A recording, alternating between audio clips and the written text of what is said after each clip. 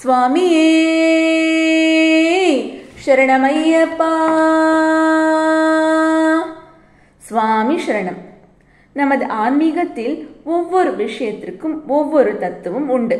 அந்த வகையில் ஐயப்பமார்கள் 48 நாட்கள் மண்டல விரதம் இருந்து ஐயப்பனை தரிசிக்க செல்லும் பொழுது நெய் தேங்காய் கட்டி இருமுடி எடுத்து செல்வது வழக்கம். இதன் தத்துவம் என்னவென்று பல கேள்விகள் எழுவதுண்டு.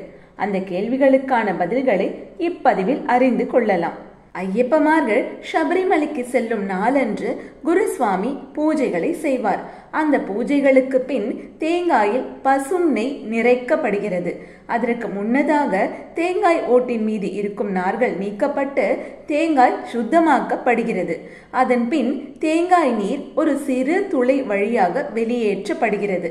பின்னர் அதில் ஐயப்பமார்களால் தூய பசும் நெய்யானது நிரப்பப்படுகிறது.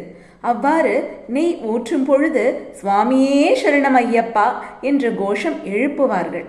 18 படிகளை ஏறி தர்மசாஸ்தாவை தரிசனம் செய்த பின்னர் குருசுவாமியின் கையால் அந்த தேங்காயானது உடைக்கப்பட்டு அதில் உள்ள நெய்யானது ஐயப்ப சுவாமியின் அபிஷேகத்திற்கு கொடுக்கப்படுகிறது. பிறகு அந்த தேங்காயை 18 படிகளின் முன் உள்ள எரியும் அக்னிகுண்டத்தில் சுவாமிமார்களால் எரியப்பட்டு விடும். இதுதான் சபரிமலை ஐயப்பனுக்குரிய நெய் தேங்காய் வழிபாட்டு முறையாகும். அதாவது பூஜா ரிச்சுவல்ஸ் என்று சொல்லுவார்கள். இனி இந்த வழிபாட்டு முறையின் ஆன்மீக ரீதியான தத்துவத்தை அறிந்து கொள்ளலாம். அதாவது the spiritual values of the rituals. தேங்காய் என்பது நம் உடம்பு, நெய் என்பது ஆத்மா. தேங்காய் ஏன் உடலாக பாவிக்கப்படுகிறது? தேங்காய் என்பது உடலை போல அழியும் தன்மை உடையது. அது மட்டும் அல்லாமல் நம்முடைய உடலானது தேங்காயை ஒத்ததாக இருக்கிறது. எப்படி என்றால், தேங்காயை எப்படி நார்கள் சூழ்ந்து இருக்கின்றனவோ அதே போல ஒரு மனிதனின் வாழ்க்கையை வினை பயன்களானது சூழ்ந்து இருக்கின்றன. ஐயப்பமார்கள் கடுமையான மண்டல விரதம் மேற்கொள்வதன் மூலம் இந்த வினை பயன்கள் ஆனது அகன்று விடுகின்றன. எனவேதான் தேங்காயுள் நெய் நிரப்புவதற்கு முன்னதாக ஓட்டின் மீதுள்ள நார்கள் நீக்கப்படுகின்றன.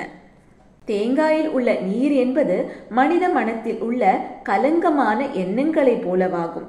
அந்த எண்ணங்களை வெளியேற்றுவதன் தத்துவமாகத்தான் தேங்காயில் உள்ள நீரானது வெளியேற்றப்படுகிறது. தேங்காயின் வெண்மை பகுதி ஐயப்பமார்கள் அடைந்த மன தூய்மையை குறிக்கிறது. அதன்பின் தூய பசும் நெய்யானது அதில் நிரப்பப்படுகிறது. நெய் என்பது ஆத்மாவாக பாவிக்கப்படுகிறது. ஏனென்றால் நெய் என்பது எந்த நாளும் கெட்டுப்போகாத ஒரு வஸ்து. அதுபோலத்தான் ஆத்மா என்பதும் ஒரு அழியாத நித்திய வஸ்துவாகும். இப்படி அழிந்து போகக்கூடிய இந்த உடம்பில்தான் அழியாத ஆத்மா இருக்கிறது என்பதை உணர்ந்து கொள்ளவே அழுகக்கூடிய தேங்காயில் கெடாத தன்மை உடைய நெய்யை நிரப்பி அதை இருமுடியில் சுமந்து கொண்டு ஐயப்பனின் திருவடியில் சமர்ப்பணம் செய்கிறார்கள் ஐயப்பமார்கள். அவர்கள் கொண்டு போகும் இந்த நெய் தேங்காயானது வெறும் பொருட்கள் அல்ல. அதாவது ஐயப்பமார்கள் தம்முடைய உடல் ஆன்மாவை ஐயப்பனிடம் அர்ப்பணிக்கும் பொருட்டு அதை நெய் தேங்காவாக மாற்றி இருமுடியில் கட்டி சபரிமலை 18 படிகளை ஏறி தர்மசாஸ்தாவை தரிசனம் செய்த பின்னர் அதை ஐயப்பனுக்கு நெய் அபிஷேகமாக செய்ய கொடுக்கிறார்கள். அந்த நெய்யால் சுவாமியை அபிஷேகம் செய்யும் பொழுது ஒருவருடைய ஆன்மா ஐயப்பனை நோக்கி செல்கிறது. அதனால்தான் நெய் தேங்காய் என்பது சபரிமலை யாத்திரையின் ஒரு முக்கியமான வழிபாட்டு முறையாக கருதப்படுகிறது.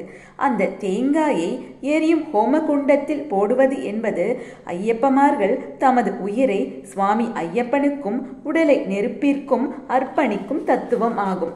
ஆக நெய் தேங்காய் என்பது ஆத்ம சமர்ப்பணத்தின் தத்துவம் ஆகும். சுவாமியே சரணமையப்பா.